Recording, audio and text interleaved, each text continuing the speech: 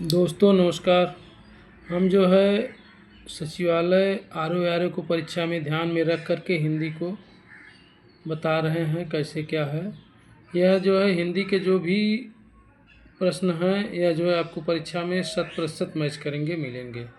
तो आप लोग को बहुत ही सावधानी से और ध्यानपूर्वक देख के पढ़ना है। जैसे देखिए इसमें पहला दिखाया गया है हिंदी में परीक्षा का पर्यायवाची।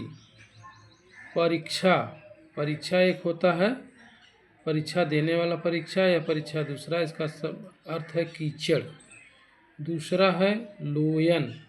लोयन का तत्सम शब्द लोचन होता है।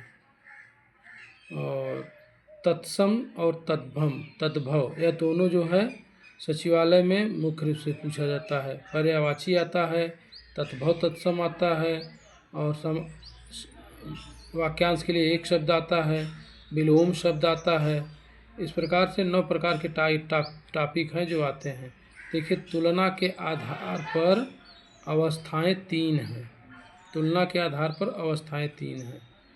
तत्सम तद्भव की दृष्टि से शब्द भक्त और भात अशुद्ध है। मिष्ट मीठा का तत्सम है। विशेषण के 3 भेद होते हैं। विशेषण के 3 भेद होते हैं। मनोरम गुणवाचक है। मनोरम शब्द जो है यह गुणवाचक संज्ञा है। मनोरम गुणवाचक संज्ञा है। 40 चोर जो अली बाबा में 40 चोर है इसकी तुलना की गई। इसको समुदायवाचक के रूप में हम लोग जानते हैं। शब्द का प्रयोग होता है और जो है शब्द को जोड़ने का प्रयोग किया जाता है। और जो शब्द है कई शब्दों को मिलाकर एक वाक्य बनाने के लिए जोड़ने का प्रयोग किया जाता है।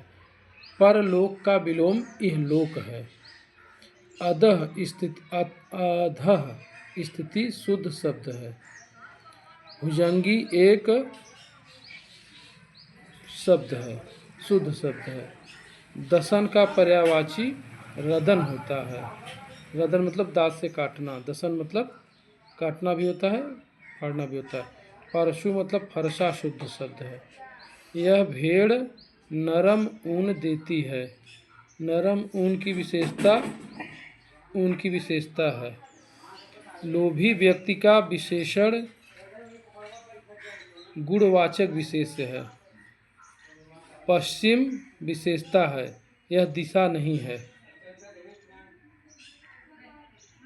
वह पश्चिम मतलब बाद वाला है और उत्तर मतलब पहले वाला होता है।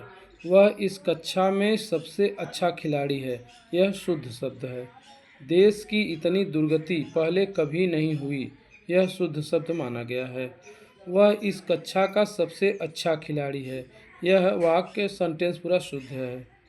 जिसे दूर करना कठिन है वह उसका एक वाक्यांश के लिए एक शब्द दुर्निवार होता है। दोस्तों नमस्कार। जो भी देख रहे हैं इसमें जो भी कमी हो आप तुरंत कमेंट करें। नमस्कार।